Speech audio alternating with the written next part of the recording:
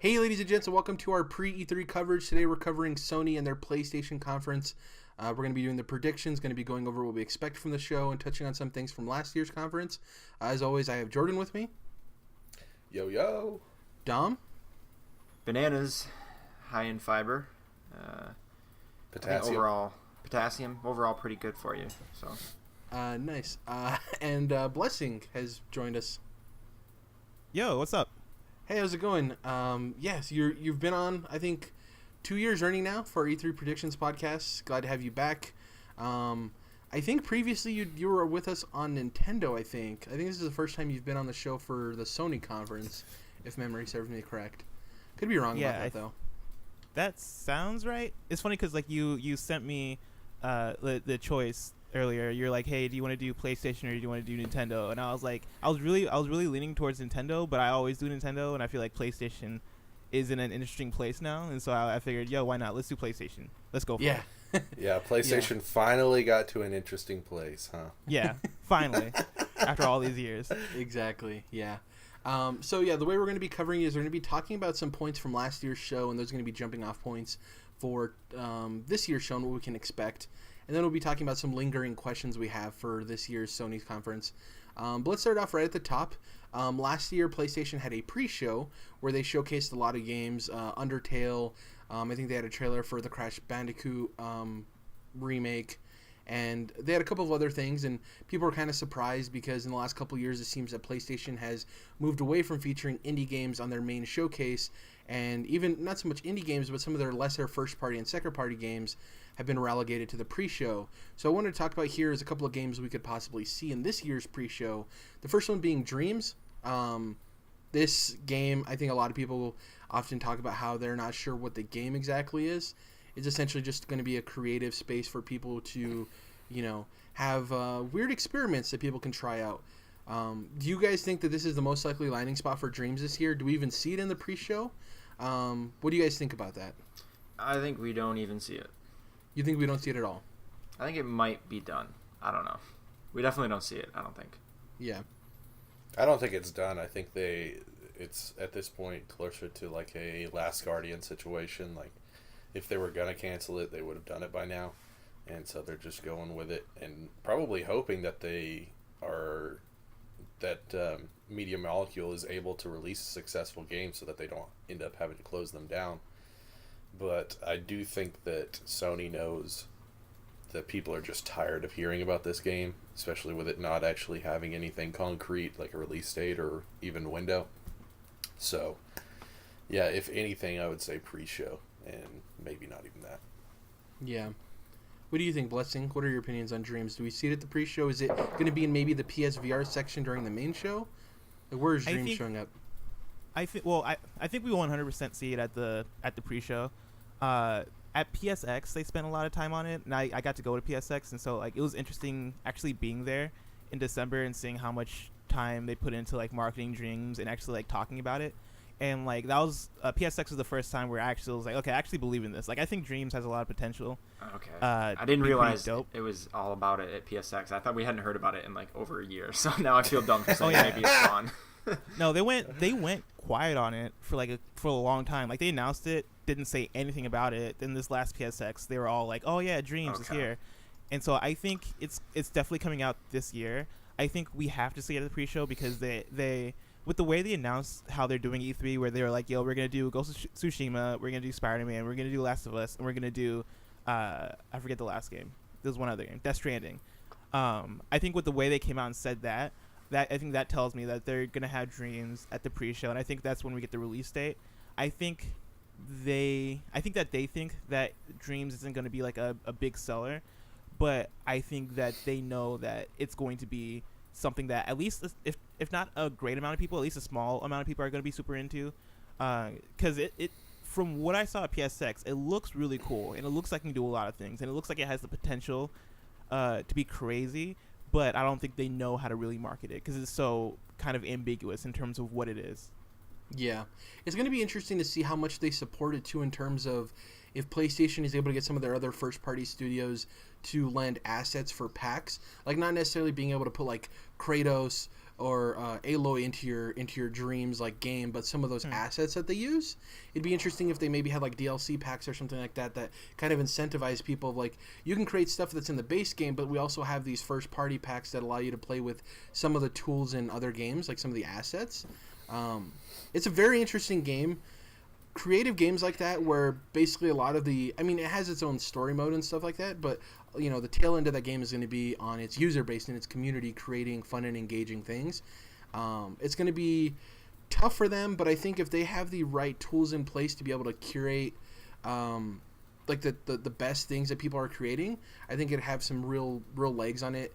It just depends on how far PlayStation pushes it in terms of additional content, some weird like first party inclusion stuff, and marketing too. I think marketing is going to be tough on this game because though we understand what it is, the average consumer seeing a game like that, I think it can really throw some people off. So I think it has an uphill climb, but like Jordan was stating, Media Molecule needs to have a big hit success, because it's cool to have the fun like art indie-ish kind of games, but at some point you need to show return on investment, right? The ROI. And this might be make or break for Media Molecule in terms of having their say in what they want to create, and maybe the next project they have, maybe they don't get shut down necessarily, but maybe Sony's like, we need you to create something that's more commercially viable, So it's going to be, Dreams is a big game for Media Molecule in terms of its success in the future of that studio. Yeah, because what was their last game? Like, the Vita game, Tearaway? Tearaway, yeah. Damn. And then they revamped it for PS4, but really their last successful game is Little Big Planet 2 on PS3. Yeah. Yeah, and I think this game is going to be one of those games where it's either huge and it blows up, or I think it fails. Like Dreams, every time I see that game since PSX, like they've showed it a couple times, like they've tweeted out, like I can't remember if it was PAX or if it was GDC. There was some event where Media Molecule started tweeting out some of the creations in Dreams, and every time I see something that was made in Dreams, I'm like blown away. The amount of different things you could do, like you can make adventure games, like choose your own adventure games. You can make platformers, you can make shooters, like you can make music in that game. Like there's a crazy amount of things that you're able to do. And I think the biggest challenge they're gonna have, and the biggest thing they're gonna need to do, is to show people like, hey, these are the different things you can do, and this is how easily you can do them. Because like the marketing, I remember being at PSX, like there are these they had like 3 different things they showed specifically, and each of the 3 different things were so different, and they did that on purpose to kind of show the diversity of Dreams. And the marketing is weird because they don't have a mascot they can go to, they don't have a character they can go to show, they don't have like a specific thing to point to and be like, hey, here's a logo, here's the selling point of Dreams, kind of like how God of War has Kratos, or God of War has Boy, or Horizon Zero Dawn has Aloy. Dreams doesn't have that thing, that marketing icon, and so like the big thing for Dreams is going to be like, hey, here's the cool things you can do, and every time that game is shown, they have to show something really cool in order to get people really sold on it, because I think there's quite a few people that are really sold, and I think Greg Miller was really sold on it when he went to PSX. I think Andy Cortez, another person from Kind of Funny, he was very sold on it when he was talking about it, and I think me and him saw a lot of the same things at PSX, and seeing what I saw on the stage had me super sold on it. And so I think they're gonna have to show people things like that, like cool things, like stuff like making music, stuff like, hey, here's how you can layer different objects on top of each other to make making these worlds really cool. Here's an adventure game you can make. Here's this cool music rhythm game that you can make, and it's super easy in the way you put everything together. I also think that a lot of that game is gonna have to sell itself after it's out also. I think a big part of that game is going to be allowing people to play creations from that game without having that game, maybe putting up stuff free on PSN so people can download and be like, okay, here's a cool creation that somebody made, and it's this Outer World thing. People check that out, people see that it was made in Dreams, and then people check out Dreams from there. I think the marketing for the game is going to be very like different, and something that we usually don't see from Sony, since this is more of a platform/service kind of thing rather than single player like Sony usually does. Yeah. And so I'm very interested to see what they do with this game at E3. It's tough because, another game that's kind of in this vein is obviously Super Mario Maker. The thing that Super Mario Maker has that Dreams doesn't is an iconic IP. Exactly. So even though people don't like to create stuff necessarily, they'll pick up Super Mario Maker because they want to play Mario levels created by people. And I think you get to that point, Blessing, of Dreams has an uphill battle in terms of, I think people are going to engage in this game, the creators, the artists, the people, the creative types who just want to create things, but the average consumer who just buys video games to play stuff and not necessarily create, that's going to be tough. And I think that's going to be the part where this might not be commercially viable, because it's going to sell to the people that want to create things. Is it going to be good enough, and are those creations going to be good enough to sell to people who aren't that, right? And like you said, they could potentially release some of those things as free for people to play as like demos. It's going to be tough. Dreams is a big question mark, and hopefully we see it at the pre-show. We'll see. Really quick here, I wanted to get your opinion on this, Jordan, because I know you're a huge Housemarque fan. Do you think we see Stormdivers? Their battle royale-ish teased game. They moved away from arcade type video games because they weren't selling, and they needed to make something more commercially viable. So they kind of hit that fork in the road that Media Molecule might have to do with Dreams. Are we seeing Stormdivers from Housemarque at the pre-show? Pre-show possibly, definitely not in the main show, just because Sony has kind of abandoned indies in that sense. But I also wouldn't be surprised if they waited till PSX for this one, especially because the reveal of this game was basically just concept art. So, yeah, I'm thinking it may not be ready to show off yet. Yeah. If it's close, though, I would think that they'd be pushing for it, right? Because we're in that zone of like everyone's putting out their battle royale games, right? And they do release games pretty often, like every year or so, usually every 18 months maybe. Housemarque has something coming out. So yeah. Concrete Genie. If you guys remember this game, it was it was actually on Sony's main show last year. It featured a kid who's like in this very urban, looks like a Pacific Northwest type of city, and he's painting on these walls and creating these genies, these concrete genies, these characters that he can interact with. And the narrative of the game seems to be focusing on him getting bullied and basically finding friendship through his imagination. Do you think that gets put on the main show again, or is that relegated to the pre-show? Do you think that's where we see it?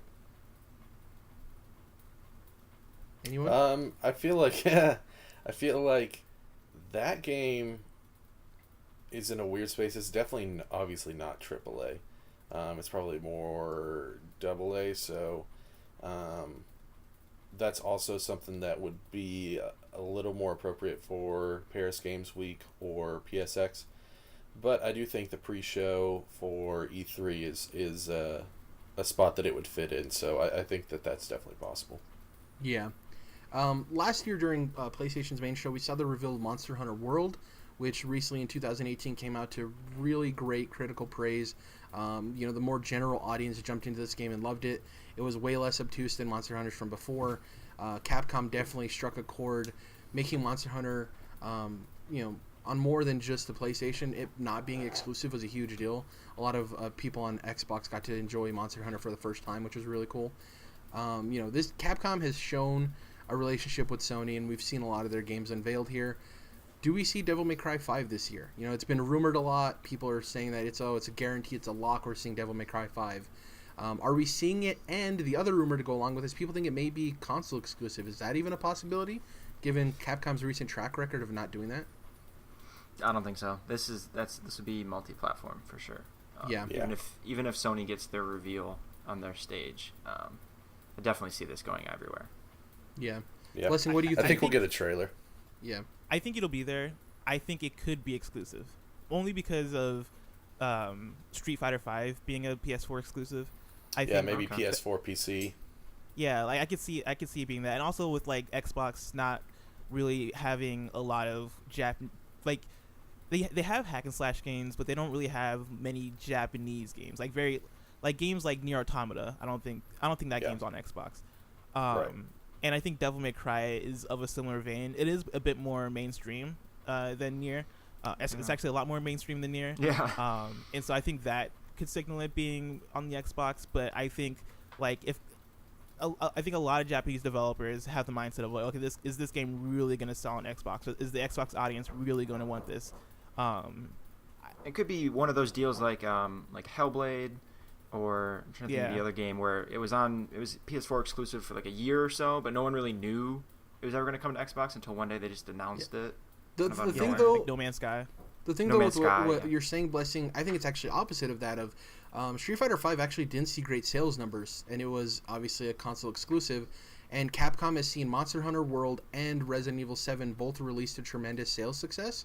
And I think that's where I'm with Jordan on this side. I don't think it's even has a chance of being a console exclusive. Capcom seen their sales numbers like rise exponentially. And even though there may not be the core demographic on Xbox for Devil May Cry 5, I think they just see it as, even if we sell X amount of copies that aren't what we'll see on PlayStation, it's still X more amount of copies. And I just think the recent success of Monster Hunter World and Resident Evil 7 in comparison to Street Fighter 5, I think that they are really not in the console exclusive game anymore. I think they want to release it on as many platforms as possible because Capcom's seeing tremendous sales success. But yeah, they would have to be incentivized. Really Yeah. heavily. And either way, they're in an interesting place because they did, because there was also Dead Rising, which was exclusive to Xbox, and I feel like I don't know what deals took place between Street Fighter and Dead Rising, where I don't know if it probably was the platform holders that were like, hey, we want you to or to release exclusively on our platforms. But Dead Rising eventually came to PlayStation as well, though. So did it? Dead Rising 3 and 4? I think the older Dead ones. Rising 4 came to PlayStation, didn't it? They recently announced that it was coming to PlayStation. Oh, maybe I missed it then. I thought it was just like the older ones from last gen or something. No, it was specifically only the new one was the one that's coming over. Yeah. Weird. But yeah, I could see them with their recent trends with Monster Hunter and Resident Evil being like, okay, yeah, we're done for this generation doing the exclusive thing. And so yeah, I think I could see it either way. But yeah, I do think there's a big chance that it could appear on Xbox. But I think we're gonna see it. Yeah. Let's get into some of these later things in here. So Shadow of the Colossus was obviously shown off at last year's Sony conference.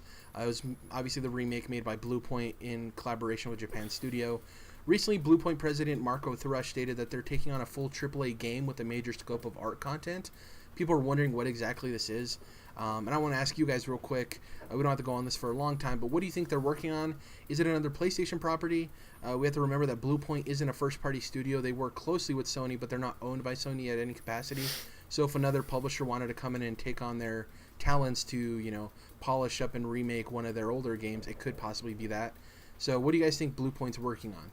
Some people suggest Demon Souls as a remake possibility, but is that really a full AAA game with a major scope of art content? If you're remaking it like they did with Shadow of the Colossus, I think so, yeah. But I definitely think if they were going to start making their own games, now would be a good time, especially coming off of that Colossus remake. And it is, if that were the case, it would be kind of rough because they are such a great port house and they do such a great job with so many games. But there's other people out there that can do that aren't probably on the scope that they're on. So I'm leaning more towards their own. Well, they announced it's not an original game. They said it. Oh, did they? Yeah, they said they're making somebody else's game. It's a full AAA. Yeah, yeah. They specifically stated that. Yeah. I also think they take a lot of pride in being the best ones to do this. Like nobody is able to make a remake the way that they make a remake. Like Crash and Spyro remakes are kind of close to what the Shadow of the Colossus remake is. But even then, like what they did with Shadow of the Colossus, I think was so crazy. And I think if you look at their interviews and if you look at a lot of the dev promotional stuff that they released on the PlayStation YouTube channel, like it seems like they take a lot of pride in their talent, and I think they love being able to say that, like, yo, we're the best ones that are able to do this. I think that I'm not sure what game they're working on. I think it's going to be multi-platform, but I also don't think we're seeing it this E3. I think it's going to be another year or so before we see it, because I think the amount of time it takes for that team to work on a new game, like it's definitely less time than it takes to work on an actual new game with like a new concept and all this stuff. But still, to like remake a game with all those new art assets, put all that work into it, I think it's going to take some time, like at least like a year or two. I think we can see it next year, but I think for now, I think they're laying low. Is my assumption. I can see that. Give it some time. I would definitely eliminate Demon Souls though, just because that's recent enough where that would be more likely to get a remaster job. Just add some lighting and update the frame rate and resolution type of, kind of like Dark Souls is getting. I think that's more likely, if anything at all. But I don't see that game getting a whole blown out, all new art and everything. I think whatever they're doing has got to be like an older game, at least older than the Demon Souls. But. Yeah, My heart says Mass Effect 1. Like, I would love if they were doing that. Like, if EA reached out to them and had them be doing the Mass Effect 1 remake.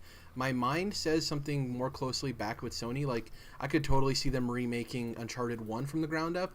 And that kind of, we've heard from Naughty Dog that they're not... Why not? Because they just did the collection. Yeah, but a remake is entirely different from the collection. I mean, the game still doesn't run great. I don't think it would be different enough to warrant that, especially when it's already just been remastered. Why not like something Nintendo? I'd have to greatly disagree because I think an up-res of Shadow of the Colossus is way different than what we got with the remake. Yeah, it's different, but you wouldn't. It's weird. Uncharted 1 was already HD also. Yeah, it was a PS3 game, not PS2. I think within that same mindset, I think God of War, the first God of War, could be an option. I think that's way less likely because why would they remake that game when we already have them, turning that franchise into something completely different? Isn't that mixed messaging in terms of you releasing this narrative-driven third-person game and then you're remaking the more arcadey combat game? I think that is mixed messaging entirely.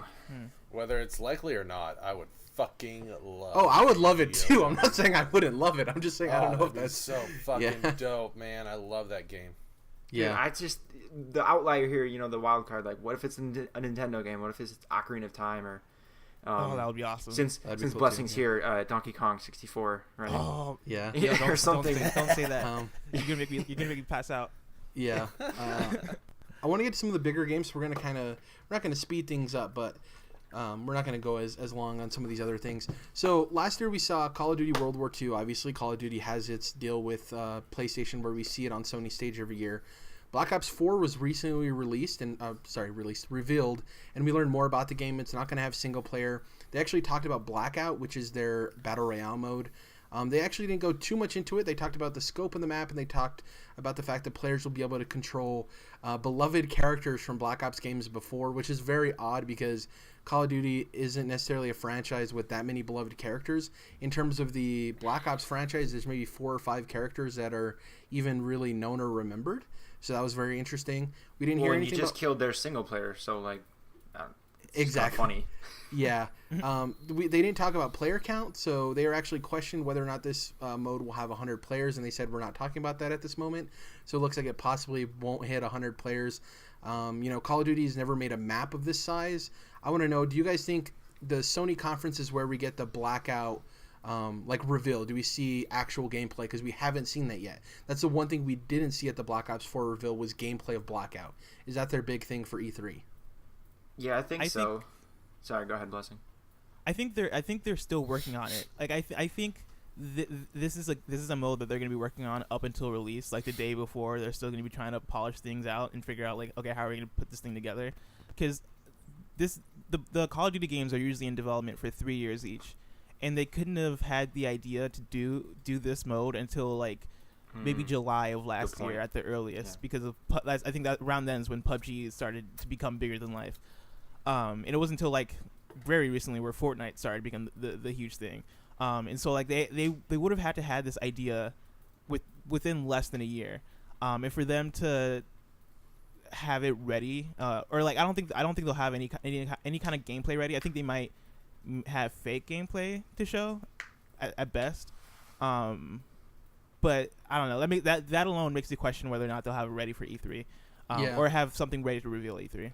My only argument to that, and maybe Dom, you can answer this, is with what Blessing said, that's true. I don't think this game mode has been in development for more than a year and a half at most, more than likely about 12 months a year. And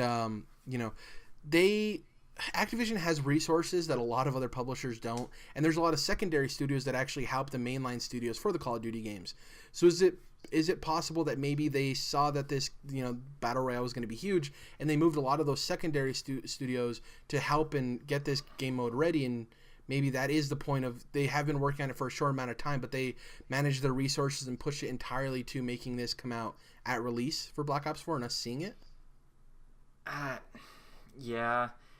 Okay, so the scenarios as I see it are what Blessing described, right? Where it's just still being worked on and there's nothing good to show yet. Yeah. Or, Jared, like you first suggested, probably Sony is, bought that kind of the big reveal to be on their stage kind of thing. honestly, I'm like 50-50. It could be either way. Like, because this is Activision, and they do have other studios and other help they could have brought in to get this going quicker. But I don't know.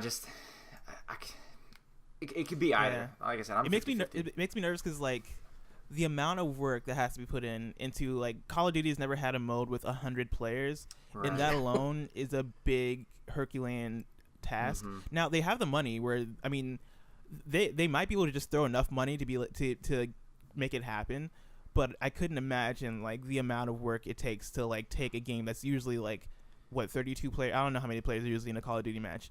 Less than that, right? Like 12 to 16 or so. Yeah, I think the biggest maps were 24. I think. Yeah. Okay. Yeah. Some of the game modes were like domination or but nowhere close to 100.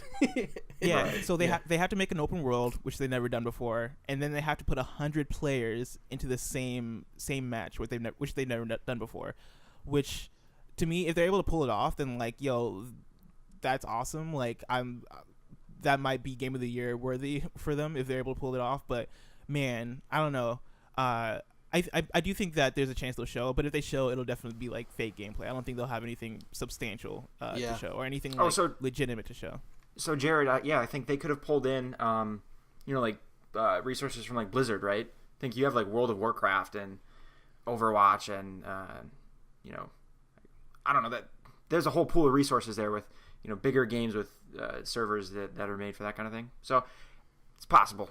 Yeah. But this is really new for them. Whereas like we might get into it like with Battlefield. Their games are closer to Battle Royale, much more so than Call of Duty. But exactly. I'll be curious to see what else gets shown. Well, this like mode. the 100% guaranteed thing is that the gunplay will feel good. That's always a good thing in Call of Duty games, is the gunplay feels right. Blessing alluded to, it's like they've never made a map this big, and yeah, they're good at making smaller, quicker paced maps, but in order to make a map that large and make it feel right in terms of game design and balance is not an easy feat. So it's going to be interesting to see how that plays out.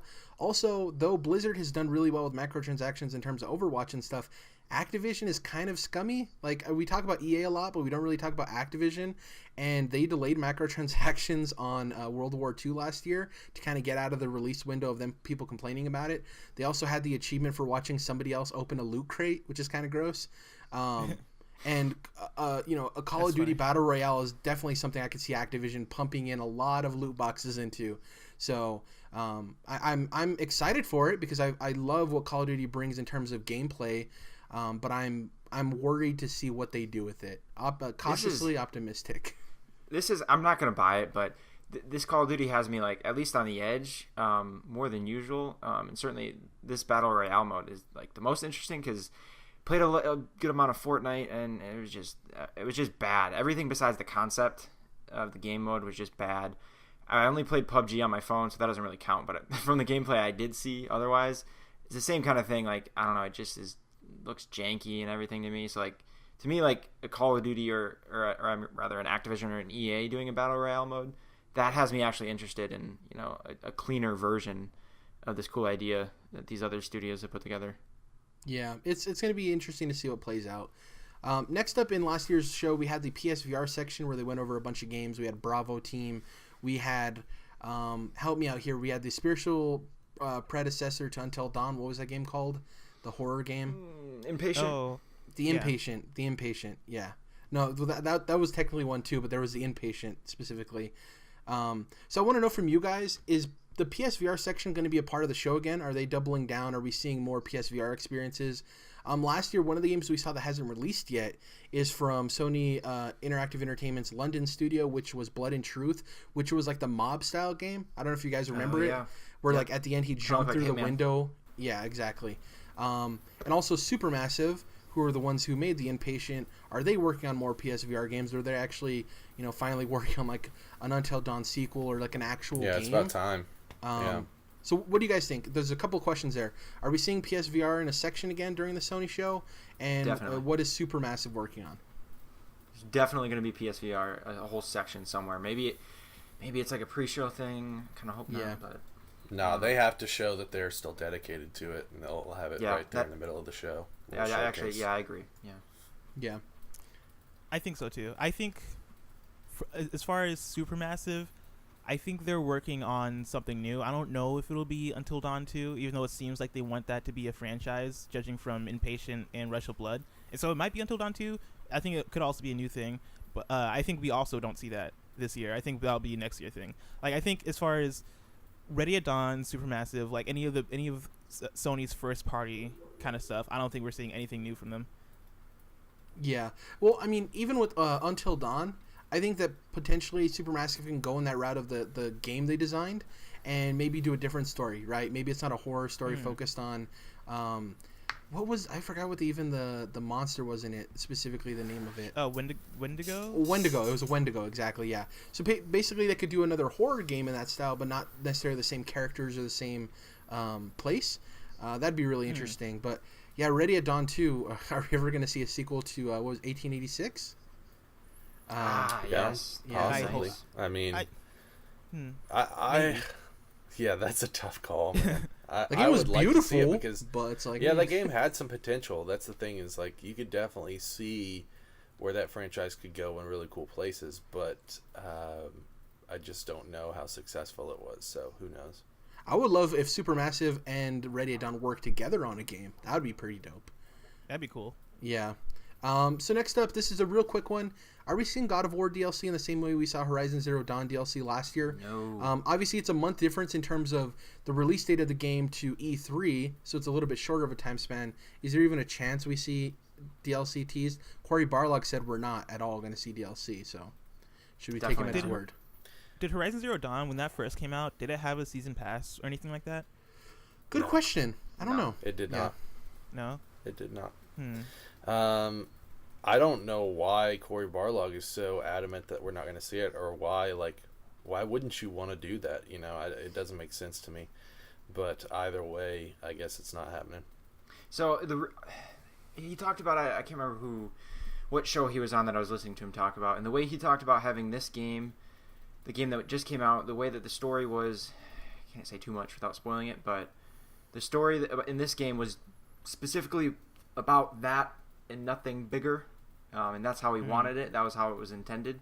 So the way he talked about that, and then obviously him saying there's not going to be any DLC, you know, I totally believe him that there won't be any DLC, because they're going to be going right under the next one. Yeah, not like right now, but soon. Why wouldn't you, if that were the case, which I can totally understand, why wouldn't you do like Last of Us Left Behind, you know, where it's like completely different and separate? You're even playing as a different character, to where, yeah, it's in that world, but it really doesn't have much to do with that seemingly little kind of self-contained story that they were trying to tell, or whatever. That I could see. Then that is a good idea. That's If he's saying it's not happening, I believe him, and I just don't know why he wouldn't be a little more open-minded to something like that. Because you could literally do something like when Atreus was getting trained earlier or something. I don't know. Yeah. Yeah, I think instead of Link's crossbow training, Atreus's bow training. It could partially be due to the industry now. We're hearing a lot about crunch and how bad it is, obviously. And it seems like Sony Santa Monica was, I wouldn't say rushed, but they were doubling down on getting this game out in time. And we even saw the jokes by Sean Layden at last year's PSX of like, hey, you should be back at the studio working on the game. And obviously he was being playful and stuff. That felt gross. I was like, dude, this guy's clearly stressed the fuck out and doing his best to get this game done. And you're like, finish the game, man. Finish the game. Like, come on, dude. And I could be out a month ago. Exactly. I think it could be that the team is just, they got this game out. It came out to great critical success. And I think they're just breathing in right now, right? And I think they're just not even worrying about that. And I think Corey Barlog saying we're not doing DLC isn't necessarily that end all be all, you're not going to see it. I think that's not their focus right now as a team. They're not even worrying about that right now, right? They're taking their victory lap. My biggest thing is they seemingly still have two teams, because you know, while God of War was being worked on, they had their canceled sci-fi game. So unless they just merged that team into the God of War team, it seems like they would have a separate team working on a different game now. Yeah. And then the God of War team doing the sequel. Blessing, I forgot. Did you play Destiny 2 at all? Oh, yeah. I played it a lot that month. Okay.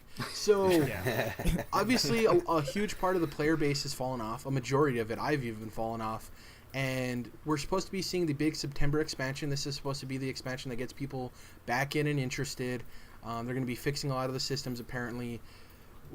What does Destiny 2 have to show in terms of that expansion to get people interested again? Because it seems like Bungie's trying everything they can, and it's just not enough. And will we see, in today's day and age of a lot of these games coming out, would an expansion even bring back that player base in the same way it did years ago? I think what they need to do is to come out and be like, yo, here's Destiny 3. All right, guys, here's a brand new experience. Damn. No, not really. I think Okay. I don't know what they could do to bring people back, because I'm definitely done. And like I'm just a person who, like, as soon as I finished the campaign, finished the raid, finished all that stuff, I was like, okay, cool, that was fun.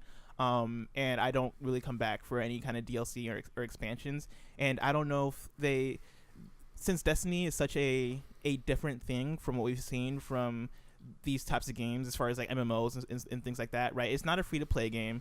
It's not a subscription based game, and so you're not repeatedly paying to come back.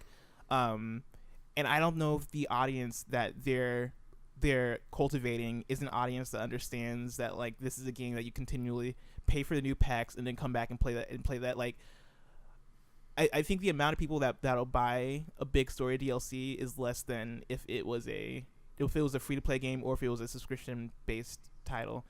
But yeah, I don't know what they could show, and I'm so far gone from Destiny 2 that I don't know what people's complaints are anymore. Because I legit stopped playing that game in October. Actually, when that game come out, September? Yeah, October I stopped playing.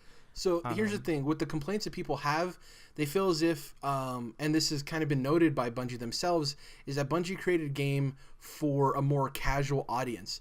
Instead of doubling down on the hardcore audience that stuck with the first Destiny for 3+ years, they basically said, we want to get everybody. So we're going to try to cater to the hardcore while also catering to the casual. And the way that ended up working out is that they didn't really cater to anyone, if that makes sense. You try to hit both camps, you get neither of them. And we're currently in a place where, unlike Destiny, we have the Division 2 and Anthem coming out early 2019. This is Destiny's last hurrah. If this September expansion doesn't hit, which even if it does, I don't think it's bringing a lot of that player base back, just because we live in a different time with Red Dead Redemption 2 and a lot of other multiplayer games coming out. And man, with Anthem and the Division right around the corner, the Division 2, it's like, even if we see a Destiny 2 expansion trailer, it probably won't even be the talk of the show. If we see a big gameplay reveal from Anthem and the Division 2, those games may bring more promise to that kind of player, because they're like, oh, this is something that is actually promising something, not a game that's trying to basically give you, fulfill the promises that they didn't hit. It's just weird how Destiny 2, people thought that it was going to be what the end of Destiny 1 was, and in a lot of ways they pulled back on all of that stuff, and you're kind of starting from scratch again. So yeah, Destiny 2 is in a tough place. Destiny 3 is going to have to do a lot when it's unveiled to bring people back and promise a lot of stuff. And yeah, it's a very odd thing for them to be able to get that core audience again in the same way they captured with Destiny 1. Yeah, I wonder where their head's at with it, because I think if I was Activision or Bungie, and I was seeing this, and I'd probably be of the mind of like, okay, we'll continue to support this game, but we got to start thinking about what Destiny 3 is going to be, and we got to start thinking about what the next thing is going to be. Because from what I've seen on my timeline from people being very vocal about this game, it very much seems like people are just checked out. It seems like people are done, sadly. Yeah, we have so many games like it on the horizon, and that's not even taking into account Fortnite and PUBG and the Battle Royale games. Like, Destiny 2 has a lot bigger of a fight and doesn't have a lot of the room that the first Destiny did. Let's hop into the lingering questions and speculation portion. So Sean Layden stated via the the PlayStation Blogcast, which is a podcast that they do on the PlayStation blog website. He stated that 4 games will be the focus of Sony's E3 2018 presentation. He stated that those games will receive extensive insight into each game. Layden stated that these would be the first-party focus, but that Sony would also have surprises from third-party partners and indies. He hinted that this year's media event will be different from the ones in years past, which is kind of weird for him to come out and say this stuff. We don't normally see this kind of announcement from anybody, much less Sean Layden.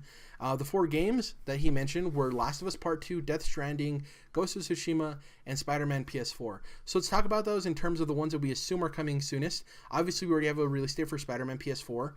The thing I want to talk about is, last year ended their show. Actually, no, it was second to last, right? Did Days Gone end their show last year? Trying to remember. No, Days Gone was Spider-Man. the year before. Yeah, it was Spider-Man. Last year was Spider-Man, yeah. Yeah, and it also had the Miles Morales stinger. What I want to talk about now is, in the last couple of years, we've kind of seen that the games that are coming out soonest are usually the ones they feature at the front of their conference. Does Spider-Man open the show for Sony? How much more are we going to see? And this is highly unlikely, but still a question I want to ask. Do we see the console bundle reveal on stage during the trailer as well of gameplay or whatever we see? I mean, do you mean like literally they're going to have it on a pedestal like the console? No. I'm saying Yeah. like during the gameplay trailer, at the end of it shows Okay. the console bundle and it shows the custom PS4. Yeah, I don't think so. I think they might. I think there's a good chance of that. I think it'll be a slim. I think it's not a pro. I'm gonna go with that one. But yeah, I could see that at the end of the trailer, and that probably this is. Yeah, they lead off with Spider-Man, or it's near the front. I don't think they're gonna do the end with it kind of thing again. That'll probably be The Last of Us or Death Stranding. Yeah. It's tough because we've seen quite a bit of this game, especially with the Game Informer coverage, right? So, how much more are we gonna have to see? I mean, everyone's sold on it by now. It's the reason I'm getting a PS4. So. I think they show us. Well, yeah, I think they show us that PS4 bundle, and I think they show us the main villain. I think that's like the thing left that they can show. Right. Yeah. Because the like electric guy is not the main Mr. villain. Negative. Yeah. Sorry, Yeah. my ignorance is showing. Yeah. It's fine. I don't think he has electric powers either. Yeah. Even Spider-Man fans rarely. A lot of them know who Mr. Negative is. He's a deep cut. Yeah. Yeah, so I think it could be like Goblin. I think that's a good guess. I maybe Venom. Maybe I have no idea. I think they'll definitely show like one of the big Spider-Man villains to be like the main villain and be like, hey, by the way, here's Carnage, and like I don't know what Carnage does, but he's doing his Carnage thing. I think that's how. He's basically Venom. Well, we know it's not Goblin. We know it's not either of the Goblins because Insomniac already stated that in the story of this game, they're overseas doing some stuff, and I think that's their way of writing them out, so they're the big villain for the sequel. But they stated in the Game Informer coverage that the Osborns, they didn't speculate the whole game or beginning of the game or whatever. They just said the Osborns are somewhere else. Okay, I missed that because I remember in one of the trailers there being a billboard. There is a billboard saying he's mayor. running for mayor. Yeah, but they're not going to be there during the events of the Spider-Man game. And also the Spider-Man game I think takes place over, I think they said like 8 weeks or something, 2 months. Okay. It's a short time span the whole game takes place, but So do you think they probably reveal, the main villain, but do you think this game, and maybe they've already said this, it's kind of like Arkham where there's a ton of villains just as side quests thrown all over it type of thing? It's tough because it can go either way, right? Because we've seen kind of that format for past Spider-Man games where they throw the whole rogues gallery at you, but it could be that no, there's less villains, right? And they kind of make those character arcs mean more. So there's maybe like 10 villains or so, but you have multiple encounters with some of them instead of throwing you 30 plus villains and making it feel like cannon fodder. It's tough. Which direction they go. I think it's going to open the show too. It seems like that's the most likely candidate, and I think they're going to show us some surprising things. There's probably going to be like a post logo like teaser stinger like they did with Miles Morales, but I don't think they're going full bore on it. I still think Insomniac wants to keep some surprises. But to Blessing's point, I do think we see the reveal of a big villain, whoever that is. We'll see though. The next one. I'm going in terms of things that we're probably going to see soonest. So Ghost of Tsushima, obviously, is Sucker Punch's new game. We finally saw it at Paris Games Week last year. Jordan was waiting a long time to see this game. We'd been wondering what they were doing. Their last release was infamous First Light in 2014. So if it releases in 2019 next year, it'll have been 5 years in development, we would think. Obviously, there's pre-production. They could have changed the direction of what game they were making. We know it's a third-person open-world game. Obviously, it's a Sucker Punch game. And it's a Sony game. Exactly. That too. So Sucker Punch is great at movement. And one thing I want to ask you guys too with this game, because we don't know a whole lot. We know it centers around a guy who's one of the last samurais. It takes place on the island of Tsushima. And we know there's going to have some weird spiritual elements to it. And the couple questions I have for you guys is, will the horseback riding be game-changing? We know that Sucker Punch is good at movement, and we know it seems like the main mode of transportation in this game is going to be horse riding. We saw him riding a horse in the reveal. And the other thing is this going to feel like a feudal Japan superhero game? What I mean by that is we know there's supernatural elements. We know Sucker Punch has experience with superhero games. So do you think it's going to lean into that? It's going to feel like a feudal Japan superhero game. So those are 2 questions: horseback riding, and then the feel of a sucker punch game, I guess, is what you would call it. Yeah, I don't think you're necessarily going to be able to fly around. Oh yes, yeah. I do think you might be able to blast off the ground a little bit and run up some walls a little bit, something like that, because some Jordan type shit. There you go. The way that they revealed it with the supernatural elements and obviously the past of the history of the studio, I think that that makes a lot of sense. Yeah. Blessing, do you think this game will have stealth at any point in the game? An emphasis on stealth? I don't know. I think it could. I'm still like in the air of what is this game. Like, I mean, I think the way you move is gonna say a lot about how you interact with this game. I think the horseback riding, if executed well, I think it could be a huge thing. Because like, if you think to other games that have horseback riding, right?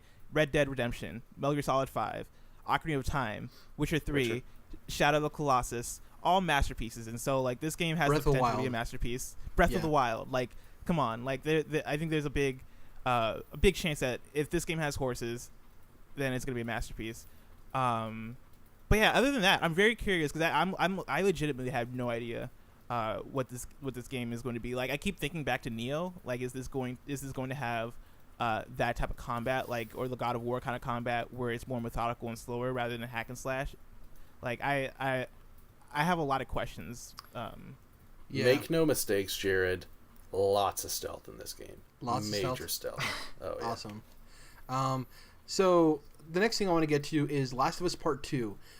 Just like I talked about with Spider-Man opening the show, do we think that this is going to close out the show? I also want to know from you guys, how much gameplay do you think we're seeing? Are we seeing Ellie and Joel together once again, or is this something different? Are we seeing Ellie on her own? Are we seeing Joel at all? And also, do we get a release year window? Are we going to get a loose, like, 2019? Do we know when this game's coming out? So those are some of the questions I have for you guys. For the last one, yeah, I think they say next year. Okay. Does it close out the show? Do we think it closes out the show this year? Yes. Yeah. Yeah. Most likely. I think it follows a 15-minute trailer for Death Stranding. And they can't close out a show with like that long of a trailer for Death Stranding, and so they'll do it with Last of Us. And I think I think we'll get gameplay. I think it'll be 2019. I don't know if they'll say 2019 because Sony's really weird about. Oh, it won't actually happen, right? Yeah. That it'll come out. I think they will because. No, that they I say think that they will say 2019 because I really do believe that PS5 reveal is going to be next spring and then come out next fall. Really? Yeah, so I think that this is going to be probably late spring or early summer of next year. Putting your balls right on the table. The original Last of Us was, where it's basically the swan song for this console. Do you think Death Stranding is a PS4 game then? Or PS5 game? Oh, 100%. I think it'll be both. I think it'll be the generation gap game, yeah.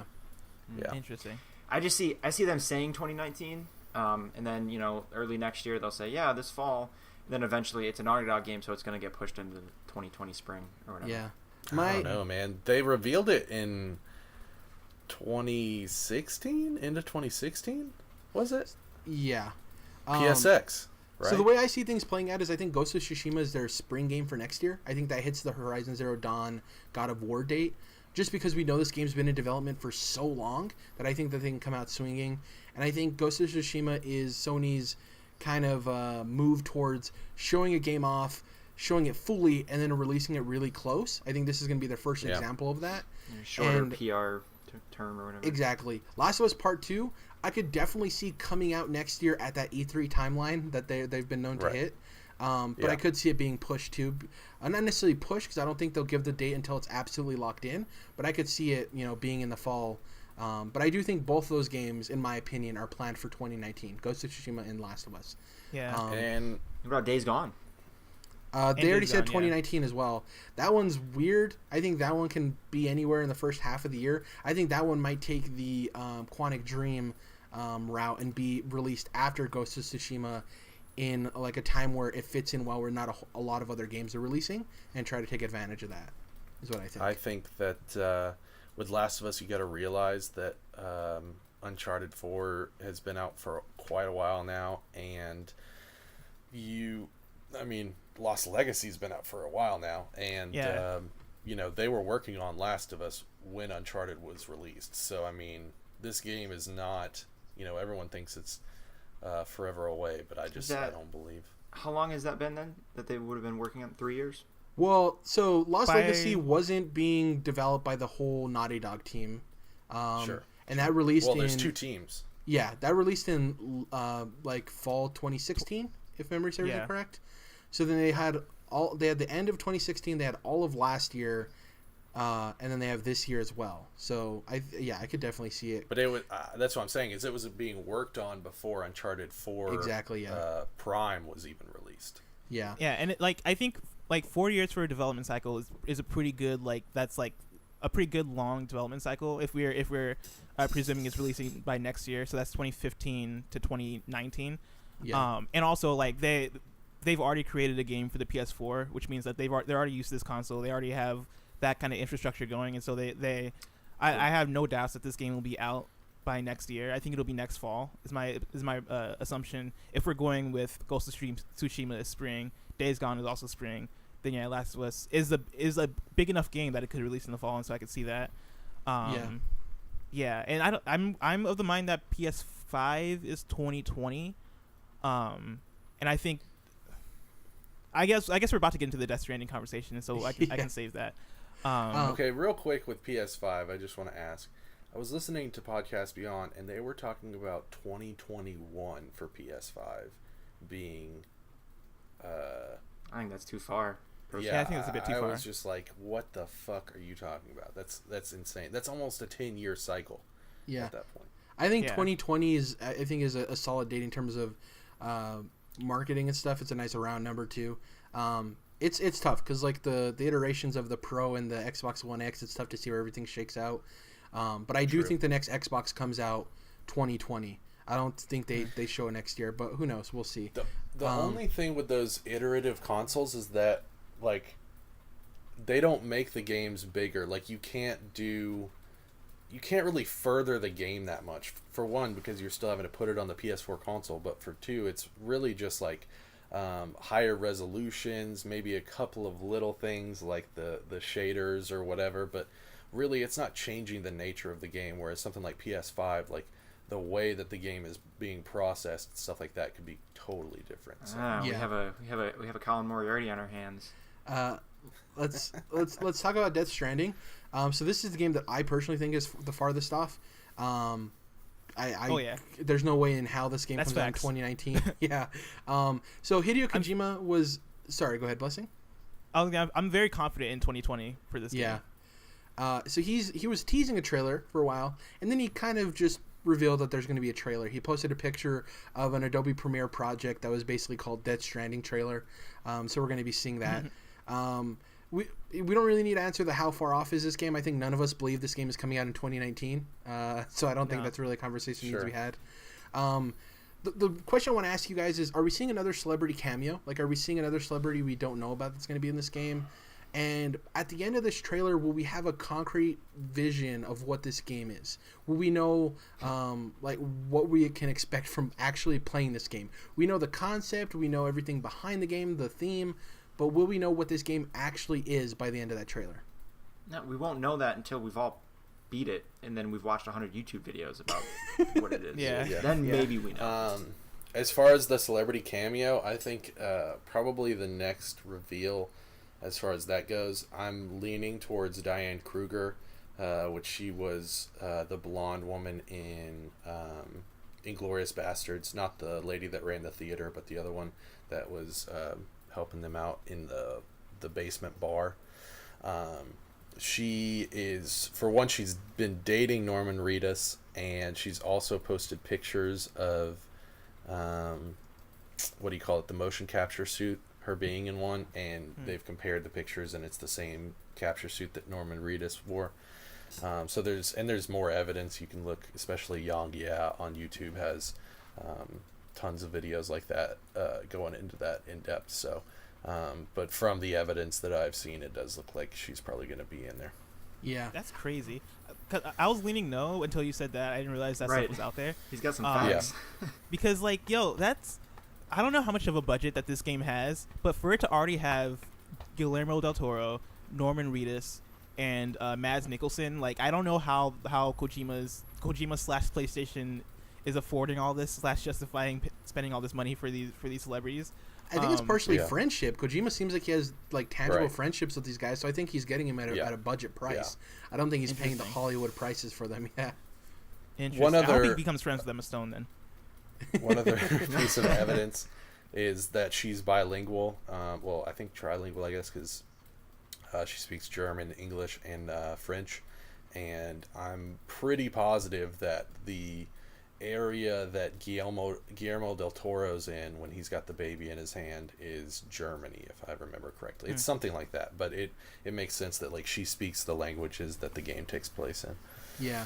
I mean, I also have a strong belief that we could potentially see somebody from the new Mad Max film, because if you look at Kojima's like Twitter and Instagram stuff, he's like madly in love with that film. He's seen it, I think, like 20 plus times. He's seen the black and white version. Like, it'd be insane if we saw like Charlize Theron or Tom Hardy or somebody. Obviously, they're like next caliber in terms of Hollywood price points. But, you know, Kojima is a friendly guy. He seems to make friends with all these people.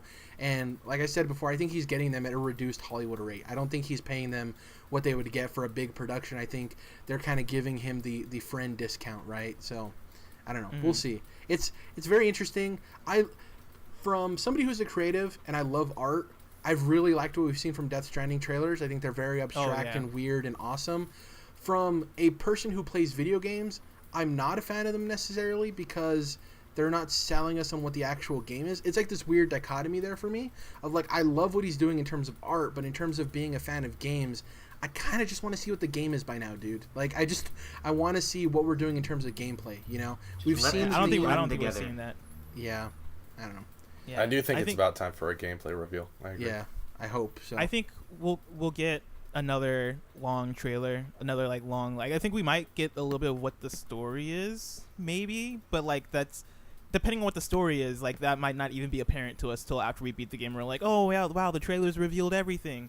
That was the end. The first trailer was the end. I seeing how Sony works, I think they're very mindful of when how they communicate when a game is close, right? I think by the time we see gameplay, that means the game is within a year. Good point. And I think until then, like, cause I think they've really ingrained it into the minds of the people of like, hey, the more cinematic stuff we show you, the further out a thing is, right? Like the Final Fantasy VII remake trailer, like we're not getting that game until forever. Because that was super cinematic.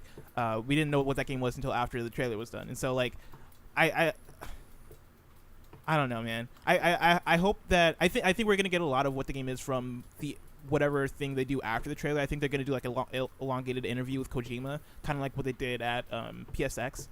I think we'll get something like that because Sony very much communicated that this is gonna be a different kind of E3. Yeah. And so I do think we get dev interviews and stuff like that. And I think they'll talk to Kojima and kind of have him kind of explain like, oh yeah, this is what you're going to be doing. There's going to be, I think we're going to get a reveal of social media integration in this game. I think that's going to be a large aspect of it because Kojima's kind of hinted in the past of wanting to do weird stuff like that. But yeah, I'm very curious on kind of what more they have to show. So you just reminded me of something. I know we're not talking about Last of Us anymore, but I do think that presentation, whatever it is, I think it'll be, because I think the Paris Games Week trailer was just a cutscene, and so as opposed to the reveal trailer, which seemed like an actual trailer. So I think that what we're gonna see with Last of Us is basically just a cutscene like Paris Games Week, but that it's gonna like whoever you're playing as, it'll have them, and then the camera will spin around, and then it goes straight into gameplay, just like with God of War. Plenty of that would be games sick. do that. That would be awesome. So let's get into some lingering questions here. We're running long, so I don't want to spend too much time on them. So instead of having a round robin discussion, I think I'm just gonna shoot these at individuals and see what you guys think. So the Spyro remaster, Blessing. This game's coming out in September. Are we seeing that on Sony stage? Are we seeing it in the pre-show? Is this even going to be mentioned, considering it's coming out so soon? I think we'll see gameplay in the pre-show. Okay. Next up, Dom, you brought this up. Days Gone. We saw the Game Informer coverage, And Sean Layden was actually, he didn't mention in the 4 games we're going to be seeing. So does this mean we're going to see an absence of Days Gone from the show? I think so. I think it's just going to go radio silent. And then in a few months, we'll get that release date for February 2019 or whatever. It's hard to show. Do you think it's partially because they want to show off Last of Us Part 2 so much and they don't want to have 2 zombie-ish games? Like they don't want to have Days Gone and Last of Us Part 2? Yeah, I think so. And they're just trying to be careful with how they position these 2 games, but that's probably a big part of it. But Days Gone, people are kind of lukewarm on it seems, so I think they're being especially careful. In the words of Michael Huber, swimming in 7s. I think it'll be a good game, though. I think people are thinking it's a 7. I think it has potential to be better than that. I think it will redefine I don't think the it'll way be more travel. than an 8. Jesus. I'm very after watching all the Game Informer coverage, I am in a worse place with that game. Before I was like, this game's gonna be fine. I don't know what everybody's talking about. Then I watched the Game Informer interviews and the coverage and stuff, and like the thing that tipped me off was when like I think the Game Informer interview he was saying like, okay, so like what's gonna separate this game from like other zombie games, or like were you surprised by the impressions that people got from this game? And the thing that the dev said, I think it was the lead dev, I don't know his name, he was like, oh well, I mean, I didn't think that people would really consider this as a zombie game because I thought we communicated these were freakers, not zombies. And like as soon as I heard that, I was like, okay, man, come on, man. Like Last of Us isn't a zombie game either. Okay. Yeah, exactly. I think but Walking Dead isn't a zombie series; they're walkers. Sorry, that got me upset. I think that I hate to be too harsh, but I think that Bend is Sony's least talented first-party studio. And if you look at their history, that's just how it looks to me, and this being included. So I think this is going to be definitely one of the lower rated, if not the lowest rated of all the PS4 first-party exclusives. But that doesn't necessarily mean that it's bad, because all the other ones are really highly rated. Do you think it'll be rated better or worse than 1886? What's 1886? What did it come out to? Because I know it was very short, but I don't know what the critical ratings were. Well, just a note, it's not a first-party exclusive, so it wouldn't be in that category I was talking about. But it's ready to dawn second party. But I think it'll be just a little bit better than that. Like that, a lot of people were giving 6s or 7s to. Yeah, It's a 63 on Metacritic. On Metacritic, So that's what I was thinking. Damn. I think this will be more 75 to 80. This game just reads like Walking Sons of Dead Anarchy, and I'm like, no, thank you. That's like everything I fucking love. So. Yeah. And there was another quote from the interview where he was talking about the open world, and he was like, "Man, this open world is gonna be so unique from any other open world game. It's gonna be different. You're gonna have a feeling of like wherever you go, there's gonna be things that want to kill you. You're gonna have things attacking you wherever you go." And I'm like, dude, you just described every single open world game that exists. Yeah, which is funny because that's my problem when people explain the world of Breath of the Wild. A lot of times in certain aspects, it's dev talk. They're excited about their game. Wherever you go in Breath of the Wild, you're going to be so bored you might fall asleep. So the question for you, Jordan, moving on, Japan Studio, what do you think they're doing, real quick? You don't have to go long on it. Are we seeing a reveal of Knack 3? Okay, I won't go long, Jared. I got you. Yeah. I think I've mentioned this a bunch of times. If anything, if they're not doing something totally brand new after Gravity Rush, then I'm saying it's Bloodborne 2. Interesting. Really? From doesn't. Well, okay, they worked on the first game. They co-developed it with From, and it's a Sony-owned IP. And a lot of people think of Studio Japan as just being Team Ico, but Team Ico is a part of Studio Japan. So Studio Japan is known for co-developing Bloodborne and then the Gravity Rush series. So I think that after Gravity Rush, they moved on to Bloodborne 2 because From doesn't seem to be that interested, and I don't see Sony letting that IP go, especially after they did that already with Demon Souls and then recaptured the From magic with Bloodborne. So let me jump off of that to one of the next bullet points, Jared. So that From Software trailer we saw at the Game Awards, I think it was, the Shadows Die Twice one, I'm going to go ahead and say that is not on Sony's stage, and that whatever it is, it's not Bloodborne, but it's a multi-platform game. Yeah, I think so too. I agree. I don't think it's Tenchu. Possibly. I just don't think it's Bloodborne 2, and I don't think it's on Sony's stage. I'm with you on those 2 points, yeah. I think Japan Studio is working on everybody's tennis. Stop, Blessings. Stop. I want it so bad, and once it's out, you guys will too. There has to be No, Mario Tennis I would competitor. love that to be the case, but I just want them to fucking make Bloodborne too. Me and Jordan are going to be busy playing Mario Tennis Aces. So. Oh, I'm gonna be playing that too. getting pumped. I know all of us aren't like huge Resident Evil guys, but Blessing, do you think we finally see the Resident Evil 2 remake we've been hearing about for the last like 3 years? Does that show no, up I think at it's all? gonna be 3 more years. We do it. Yeah. I think there's a possibility, but I don't even think that's big enough for Capcom, Sony's right? stage. Yeah, it's Capcom. Mm-hmm. It's like, Oh, dude, if it's a real thing that's happening, which I do believe it is, that's why we haven't heard about it. Like, that's not something that you just like let fall into the darkness. If they were gonna cancel it, they would let us know. And the fact that we haven't heard really or seen really anything, but they're still like kind of, on their Twitter accounts, the developers are still kind of talking about it and stuff. I absolutely think that's big enough for Sony's stage. I mean, Resident Evil's huge, so. I think we either get that or Devil May Cry, but not both. it's just weird because I think Resident Evil 2 Remake's in a tough spot because if they keep the fixed camera angles, I think that turns off a lot of people who didn't play the original that are interested in it. It'll be Revelations. They'll kind of just pull off of the Revelations games. Yeah, and do you think that might alienate some older fans who are like, I wanted to keep fixed camera, who don't want to live in the modern age of video games, it's going to be tough. I think no matter what they do with that game, I think a portion of their fan base is going to be pissed off, but I think that's a calculated risk they have to make. I think you see it on the screen and it fades into a Blue Point logo. God. No, they do it. Yeah. We do it. Capcom, we do it. Kingdom Hearts 3, Jordan, are we getting the release date? Obviously, the PlayStation Showcase happens after Square Enix. Do you think Square Enix lets PlayStation unveil the release date? No, I think you'll see the release date at the end of a trailer at Square Enix, and I don't even think this is probably going to show up on Sony's stage just because Square Enix does already have their conference, and Sony probably already has enough stuff to pack their long ass 45 minutes that they're gonna do, because they just love cutting it under an hour from now on for some reason. I don't understand why, but they keep it short and sweet these days. And so with Kingdom Hearts already getting its props over at the Squeenix conference, I think that'll be enough. Well, that's the crazy thing is PlayStation the last couple of years hasn't gone over an hour. I think they've been around like not even close. Yeah, so if you think we're getting the 4 big unveilings of those games, that's 8 to 10 minutes a piece. So you're looking at 36 to 50 minutes. So it's like... Yep. And then I think you'll get... sorry if I'm bringing this up too early, but I think you'll get Rocksteady's game reveal, and then probably one of these Capcom reveals, and then maybe one other third party at the most.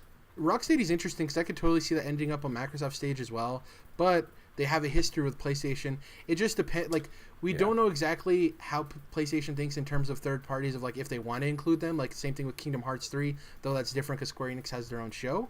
It's like, well, does Rocksteady even make the cut for a PlayStation show nowadays? It's very tough. Regardless, I think Rocksteady is absolutely the type of people that PlayStation want on stage. I think they absolutely make the cut, and PlayStation would love to have them there, regardless of what it is. I think it's most likely Superman. I'm not sure. Superman might be WB Montreal though, so I don't know. Yeah. What third parties did they have last year? They had Monster Hunter, Call of Duty, of course. Destiny. I think we see people like that. I think we see Capcom, we see the Activision stuff. But I don't know what else, because Sony is very much like, hey, we're gonna advertise like the biggest of the big games. Like if Rockstar did E3, they'd probably end up on PlayStation's stage, but I don't think they're gonna be there. That's another talking point. Is everyone thinks Rockstar is gonna show up on Sony? They're not. I vehemently disagree with that. Yeah, Rockstar is gonna show up on a random Tuesday in July. Yeah, I think you'll get 4 third-party trailers. You'll get Rocksteady, you'll get one of the 2 Capcom games, you'll get Call of Duty, and you'll get Destiny. That sounds about right. Yeah. I don't think there's any other third parties or anything to talk about. We already covered From Software. Don brought that up when we already covered Rocksteady. Jordan brought that up, so we're good there. Let's get into the predictions. I don't want to go over last year's because some of them were a little bit crazy, but I do want to mention that Jordan got one prediction right last year. He said that we would see Horizon Zero Dawn DLC trailer, and we did get that. It was actually the second thing shown last year. So congrats, Jordan. You're the only one that got a PlayStation prediction right last year. And that show was me, Dom, Jordan, and Ian Hink from Easy Allies. He was kind enough to join us last year, so that was really great. Let's get into predictions. So the way this works, to make it fair for everybody, we're going to go round robin. So I'm going to state a prediction, and then it's going to go to Jordan, Dom, and then Blessing. Each of us have 3 predictions. You can make a prediction about the same game, just obviously not the same exact prediction. So say, for instance, one of my predictions is a Ghost of Tsushima release date. Jordan can do the same thing, but it has to be a different release date or something else in there, a different caveat. So I'm going to go first. My first prediction revolves around Spider-Man. I think it opens the show. My prediction's 3-part. So I think it opens the show. I think Rhino is a big set piece in the trailer. I think he's the fight that we see. I think he's a big enough character for people who know Spider-Man, but he's not going to be the main villain of the game by any means. I think we see a fight play out in the way we expect it, but then there's a turn. So I think it's going to play out in the way that normally a Rhino fight would be, where you aggro him and make him run into things. But I think there's going to be a slight variation in that gameplay that really gets us excited about fighting him in this Spider-Man game. And the other part of my prediction is we know 2 of the 3 pre-order bonus suits. We know Punk Spidey and we know Infinity War Iron Spider-Man suit. I think we get the unveiling of the 3rd pre-order suit, and I think it's going to be the black symbiote suit. I think it's going to be the last pre-order suit is the black Spider-Man suit. You mean symbiote? God. Jesus Christ. Potato. Yeah, so that's my prediction. Spider-Man opens the show, we see Rhino, and the black suit is unveiled as the pre-order bonus specifically. So that's my prediction. Jordan, you're up. So, real quick, I just want to say, if we don't get a Rocksteady trailer, in place of that, I think it'll be a WDB Montreal trailer. WD-40. WD-40. I just think that was my prediction one of my predictions last year, the incorrect ones, and I think one of those 2. It was, we'll have a trailer this year. But I guess my first prediction will be, this is obviously either or here, regardless of whether it's WB Montreal or Rocksteady. I think that Superman will be a game that is revealed. Awesome. So simple enough. We see Superman through a trailer. Yeah, specifically a Superman game. So you're not saying we see Superman in a game, a Superman game. Okay. Yeah, like Superman's not ripping open a portal into Spider-Man. Marvel. Or like, what if it's a Justice League game? See, that's not a Superman game. That's a game with Superman. Yeah, I don't think that we're getting a Justice League game, so I'll go ahead and say we are seeing a Superman game trailer. Got it. Okay. Dom, your prediction, you're up. We see Spider-Man PS4 bundle revealed at the end of that trailer they give us, and it's a slim PS4, and it will not cost a Pro. Okay. Right, and it will cost $300. Okay. It might not say that, but it'll be a slim. Yeah. Will you? This is a bonus to your thing. This doesn't count for the prediction. Will you specifically think it's ugly? No, I will like it. Okay. One of us, though, either Jordan or Jared, will think it's ugly. Okay. We're very judgmental. That makes sense. Blessing, what's your prediction? I think at some point during the conference, Sony busts out some couches, and they have fuck you, Blessing. They have extended interviews with the developers. God damn it! Right. Oh, Yeah. if I ever see this shit again, I will not watch. I watched It will happen. PSX. Shouldn't even put that in the air. I'm gonna turn it off and I'll just catch the highlights next time. No, It'll 100% happen. The way they communicated it. Communicated what this conference is going to be, and the way they did PSX, it all lines up. They were like, hey guys, that was a hit, let's do it again. And so I think that's going to happen. It's like, hey, we sold 70 million units, let's kind of have people sell those back. It's just insane to me. God. Okay, so the second prediction here, what am I going to pick? I have some written down. Let's see here. Okay, here we go. I got this. So we're going to see the unveiling of the new Crash game that's been in development. It's going to have a 2019 release date. So it's specifically going to be a new Crash game, right? So this isn't Crash Team Racing. This isn't some other weird game. This is specifically a new Crash game. It's going to have a 2019 release date window. And at the end of the trailer, we're going to see CTR teased as a bonus game mode inside of this new Crash game. So you're going to have the ability to play Crash Team Racing in this game. That'll be the tease. Interesting. This one's a little more outlandish, but you can't have all of them be safe bets. So I want CTR to be its own thing, but I would take it. Yeah. I think commercially viable. It makes more sense for them to have it as a game mode inside of an actual Crash game. But who knows? That's my prediction specifically. That CTR will be teased at the end of the new Crash game. Jordan, your second one. Okay, so I called a little audible here because you guys keep talking about this goddamn Spider-Man bundle. My prediction is the end of the Spider-Man presentation.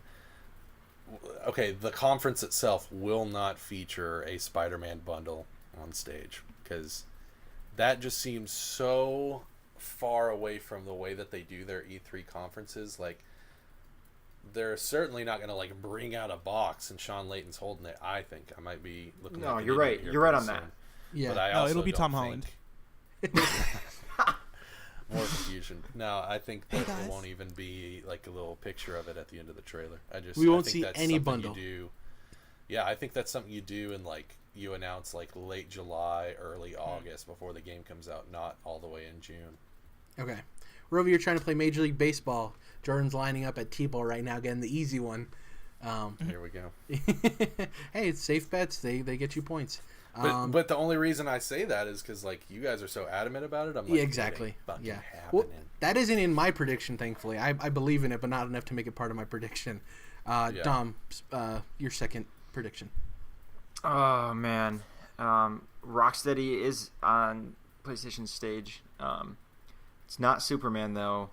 It is another Batman game. It's Batman Beyond? I'm just gonna say it. Yeah, Batman Beyond. Okay. No, I wish, but it's not happening. It's not happening, but I'm gonna go with it because I need something more oddball. I think. There's a lot of evidence to support the Superman game, by the way, which is why I mentioned it. Okay, Yeah, well, so fuck it all. Rocksteady unveils Batman Beyond. Got it. I think it's solid enough for jeez. prediction. That Blessing, your second prediction. I loved Man. your first one, man. Oh man. It's I'm looking at I have a list of predictions. I have like 8 of them, and we all kind of talked about them during the show. And so I've just been like trying to like think of like, okay, what else do I think is going to happen? And I'm just going to go back to the well from one of my predictions that I wrote down. And so, okay, I'm going to go with this one. Death Stranding gets another 8-minute trailer. We'll have no new info aside from Kojima vaguely explaining what the gameplay could be like, and also there will be social media integration. Okay. And we get that from either the Kojima interview or the trailer or whatever it is, Or the right? trailer, yeah. Yeah. One of those two, yeah. But for the point of this prediction, the interview with Kojima takes place on stage, right? During the conference? God damn it! Stop this Yes. nonsense. Yes, Okay. yes, it will. For it to count as a Please. as a conference prediction. Okay. So he sits down on a couch. He sits Yeah. down on God the couch, but don't make damn that, it, don't stop! put that part as part of my prediction. He'll at least be on stage and they'll be talking to him. Yeah, but yeah, there's not a the very couch. large possibility of him sitting on a couch. Up. Okay. This is masochistic. Here's what And I Greg got. Miller Let's might see. interview him. I'm gonna tell you guys what the games I have for predictions. I'm gonna give my third one. So I have a Destiny 2 prediction that I might go with. I have a Demon Souls one that I'm not super into. I have a Kingdom Hearts 3 one that I'm not super into. I'm gonna go with this Ghost of Tsushima one. I'm gonna go with we get a 2019 release window, and more importantly, we see an all-white horse featured in the gameplay. Like, that'll be one of the subjects of the game. And I'll also add on to that, because I don't think that's enough of a prediction, right? All-white horse, of course. A game with horses, you're going to have an all-white horse. So an all-white horse is going to be featured, and we're going to see specifically a badass female samurai counterpart to the main protagonist. And when you see her, you'll be like, oh, she's badass. So I'm going to say all-white horse man, it's featured, Elena. 2019 release window, badass female samurai. And those are the 3 parts of my Ghost of Tsushima prediction. All right, I'll add on to that and say that one corner of the internet will be all mad and upset that the SJWs forced a female protagonist into that game. Jesus. I want to mention a couple of my other predictions since that was my third one. I'm not going to go on them really long. One of my ideas was a Demon Souls remaster remake. Another one was saying what the new Destiny 2 expansion might have. And the other one was a Kingdom Hearts 3 release window and a certain property that would be teased for the trailer. But, Jordan, what's your final prediction? All right, Jared, motherfucker, you want me to play some big league right now? I got you, jeez. bro. Oh, jeez. All right. Let me reach. Let me see what's going on in the crystal ball real quick. I hope it's a prediction related to Sanzaru. Okay. So we're gonna get a Sanzaru game, because I don't think they've released anything since Sly 4 Thieves in Time. Just that Marvel VR game for Oculus is the only thing. Okay, yeah. When doing research for the show, I saw that. So yeah. Cool. All right, so Sanzaru is working on Jack 4. Oh wow, Getting the Jack interesting. 4 I thought you were going to go with Sly Cooper. They're working on a new Sly Cooper game. You're going with Jack. Nah, I wanted to go Grand Slam Big League Chew, bro. Sanzaru unveils Jack 4. Interesting. That definitely is a counterbalance to your no bundle thing. So I'll give you that. They balance out well. A safe one and a not so safe one. So pretty cool. Dom, we want to hear Dom's third prediction? Yeah, let's do it. I'm gonna go a little out of left field here. Telltale's The Walking Dead, the final season, if that's what they're calling it. That's gonna pop up on Sony's stage today. Not today. Looks like somebody's playing T-ball. That's not T-ball. There's no way a Telltale game is on Sony's stage. They never do that's things just like that. A Yeah. bad prediction, dog. Yeah. Hey, it's okay. It's a prediction. So Telltale's The Walking Dead final season. Okay. How old is Clementine in the final season, Dom? Ooh, I like this.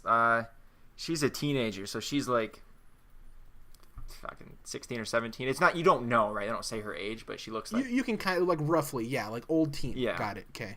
Yep. Walking Dead unveiled. Clementine is old teen. Got it. Blessing. Jeez, that's not gonna happen. Blessing. What's your final prediction? God, I was thinking super hard about this, and I legit got nothing new. And so I'm gonna go with one of my written down ones. That's kind of lame, but it's a softball. Okay. From Software, they're gonna unveil what Shadows Die Twice is, and it's going to be Tenchu.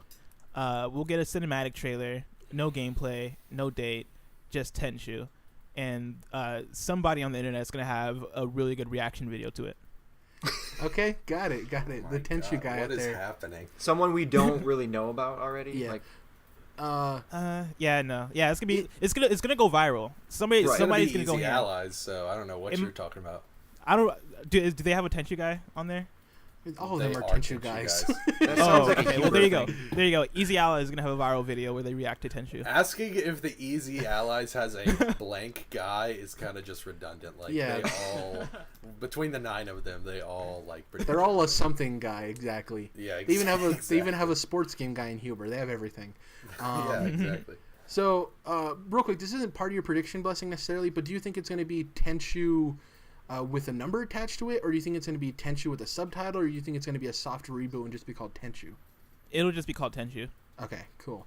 Yeah. That's not part of your prediction by any means. Did any of you have any others you wanted to share that don't count necessarily, but were interesting ideas, like the way I did? Yeah, I have one. Okay. One. Black Ops 4 will outsell Red Dead Redemption 2 in 2018. That's your guys' ongoing we're bet. 2 million. Yeah. We're still on this. All right. No, and we'll see.